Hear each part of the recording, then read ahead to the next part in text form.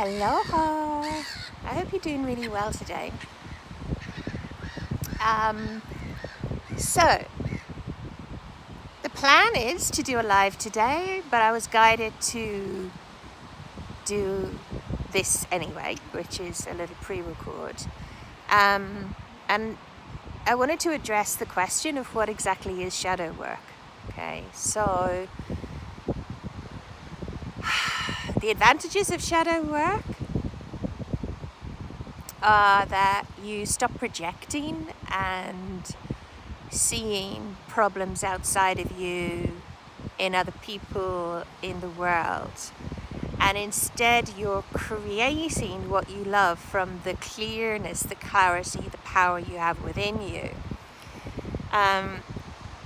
Another advantage is that actually when you do your shadow work, that you're actually uncovering and shining the light on talents, life purpose, abilities that you might not have known that you had in abundance. Like, for instance, one of my clients, she realized that in her shadow, she was super lazy and a procrastinator. And when she became aware of that, she realized that she had all these gifts and talents at, how to create really awesome end results effortlessly and easily, and also really great ways of how to relax and recharge the mind, and started a retreat center running like self-care programs and retreats. Now, I've done a load of shadow work because I had quite a lot of trauma, as a child and everything, and what that led me to is just becoming like super strong, super powerful, and living my purpose, And it's interesting. Well, maybe I won't go into that story, but I think a really great way of seeing what your shadow is seeing what annoys you about other people, or even annoys you about the world. And I think the reason I'm pre-recording this is because I'm not feeling amazing today, because I am sad at the state of the world, and there's a little bit of worry. And, apart from my mission on earth being to, show others how to bring their unique version and vision of heaven to earth and live it, my purpose is also guiding people from fear to love. So I'm a little angry today, to be quite honest, at how much fear is being instilled in people so that they do certain things, i.e., and so on and so forth. And it's like, this will be why I had to pre-record. I don't even know if I'll use this version, but going live later might have been quite challenging for me. Anyway, the advantages of this time, because there have to be some, is that we're creating the new earth, but also we can't go into the new earth with our density, our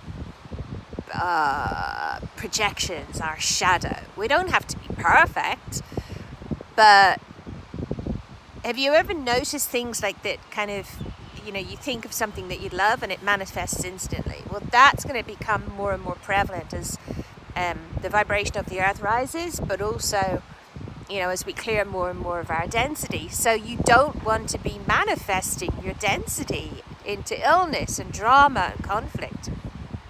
I'm not suggesting it's going to be some Shangri-La where, life is going to be perfect and everything, but I have lived it, and there is a certain place dimensionally where you can live in heaven on earth, and you can live in bliss even with conflicts, because they can allow you to grow and to learn about yourself. So what is shadow work? Bringing consciousness to what has been unconscious. Now, I can't share it now because I need to do this in group sessions and one-on-ones, but I have an incredible process that I use with my clients, which in a few seconds gets them to see, with any conflict or problem, how it's them creating it. And one of the keys is actually seeing what in your shadow, where in your shadow, what beliefs are playing out. Okay, so I could end there, but I want to share one more little example for you, which I think was the biggest aha for me about things I wasn't unconscious of that was preventing me from creating my dreams. So for years and years and years, I don't know, I think it was even before I got into shamanism and healing, but I've always been fascinated by Hawaii and been, drawn to it.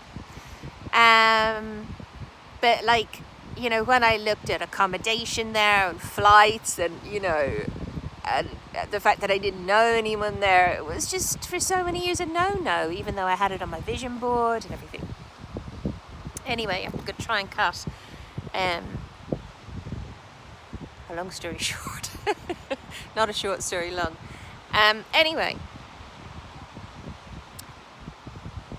when I started to learn how to tap into my intuition in an accurate, tangible way to both show me my vision, my beliefs, so my vision, where I am in current reality in regards to my vision, i.e. what stuff is playing out, and then the bridge, the next step to take to create my vision. When I really honed that and started learning it and teaching it to others, I actually realized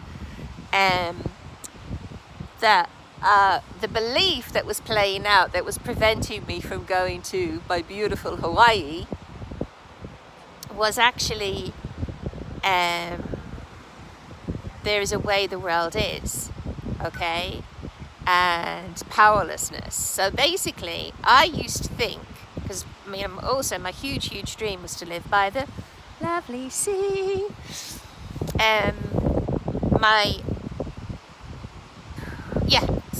My dream also, while living in London, was to live by the sea. And like forever, I even stopped working in TV as a producer so that I could live by the sea. And I still then created, work where I felt I made up I had to be in London to get the work, to get the clients. So what I realized that my belief was, and what I was making up, was that if it's going to happen, the angels will make it happen.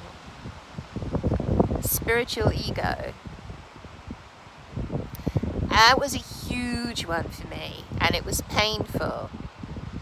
And it's interesting when you are having your beliefs pointed out to you, the same part of your consciousness that sees your life being in danger is alerted. So I think I might have been a little bit in denial for a while when I realized that was all playing out. But guess what? Guess what I created? And this is just one example of a gazillion in my life and in my clients' lives of there's huge, sometimes scary dream and vision when they get clarity on it, of it being also connected with the potentially most painful part of their shadow. When I became aware of that, shone the light on the shadow, so it's not the shadow anymore, it's light, it's not darkness. Not only did I get to holiday in Hawaii, I got to live there, and I got to work with Hawaiian shamans, communicate, get to know the gods and goddesses in the Hawaiian culture and communicate, especially with one of my favorites, Pele, the goddess who lives in the volcano there. I actually lived in Volcano Village for a while, this beautiful golfing house.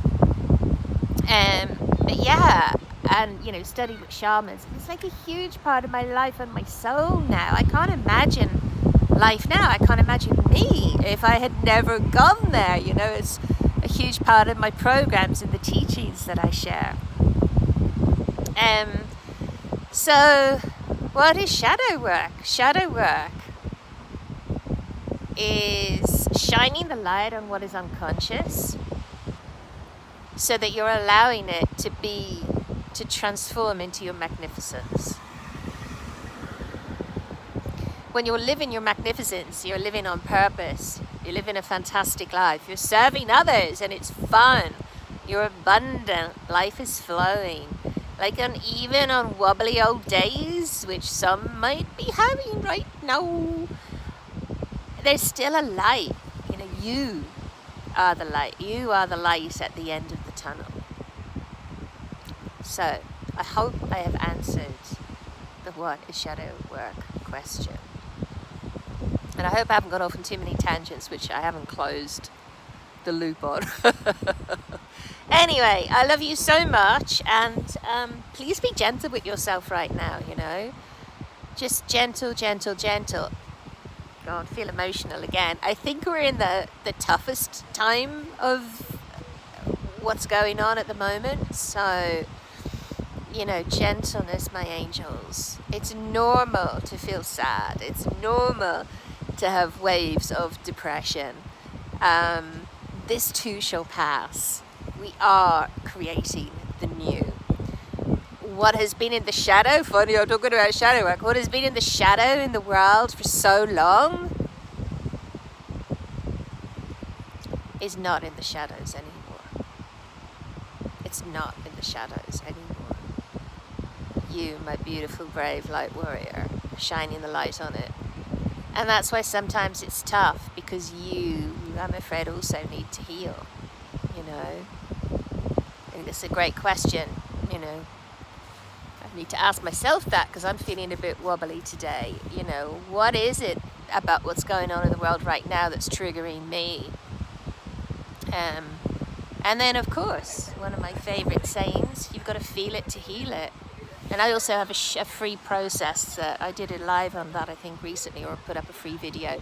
But I'll see if I can put the link for that underneath, where I guide you through this amazing process, which allows you to feel it to heal it.